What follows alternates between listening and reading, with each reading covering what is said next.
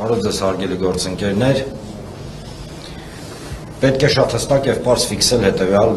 իրողությունը, որի մեջ բոլորս գտնվում ենք։ Այսօր տեղի է ունենում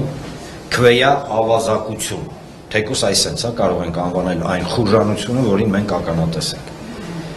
Կարող եմ ասել հետևյալը. հիշում եք չէ, նախընտրական փուլում մի մարդ գույնզգույն կեպկով իրան ճղում էր և սպառնում էր կզզնել, խլել, չգիտեմ, գետնով տալ և այլն։ Այո, այսօր իրենք փորձում են խլել մեր իրավունքը։ Նույնիսկ մեր մասին չի խոսքը գնում, այն մարդկանց, ովքեր մեզ նայում են և նույնիսկ միգուցե մեզ հետ համաձայն չեն։ Այսօր փորձ է արվում կզզնել մարդու արժանապատվությունը։ Ես ներողություն եմ խնդրում, որ ստիպված եմ այս թավշյա ճակերտներում խոսքերը օգտագործել, բայց կարծում եմ ավելի պատկերավոր լինելու համար պետք է սա ասվի։ Այսօր փորձ է արվում գետնով տալ նույնիսկ այն մարդկանց իրավունքը որոշել, նույնիսկ այն մարդկանց, ովքեր կրկնում են մեզ հետ համաձայն չեն միգուցե, բայց այստեղ խնդիրը բնավ միայն մենք չենք։ Գետնով տալ մեզ բոլորիս։ Հիշում եք, չէ՞ մի արտահայտություն էր արել Փաշինյանը, որ ասել էր, եթե հանգարց գետ մեկ քվե, բան արվի, այնց ինչ որ, չգիտեմ, կերծարարություն արվի իրենց կողմից եւ այլն, ապա ինքը իր ձեռքերը կկտրի։ Մենք հումանիստ ենք, մենք չենք ուզում, որ Նիկոլ Փաշինյանը իր ձեռքերը կտրի, անկեղծ եմ ասում։ Եվ դրանով էլ են այլ պայմանավորված մեր այսօրվա գործողությունները։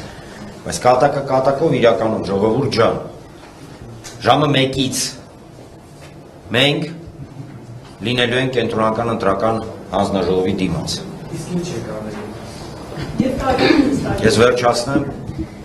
լինելու ենք այնտեղ։ Ֆրազը ինչ եք անելու, վստահաբար դա խորոված եւ քյաբաբի փարթիներ չենք անի, ինչպես ոման, երբ որ այտենց ինչ որ ուրիշ տեղեր հավաքվում էին։ Եվ այստեղ շատ կարևոր է բոլորիս համար հասկանալ հետևյալը։ Այո, այս բոլոր գործողությունները ոչ թե երկարաժամկետ առումով ազդեցություն են ունենալու Հայաստանի վրա, իհարկե ունենալու են։ Խնդիրը ընդամենը հետևյալն է։ Եթե ձեզ այսօր ջարդեցին, ձեզ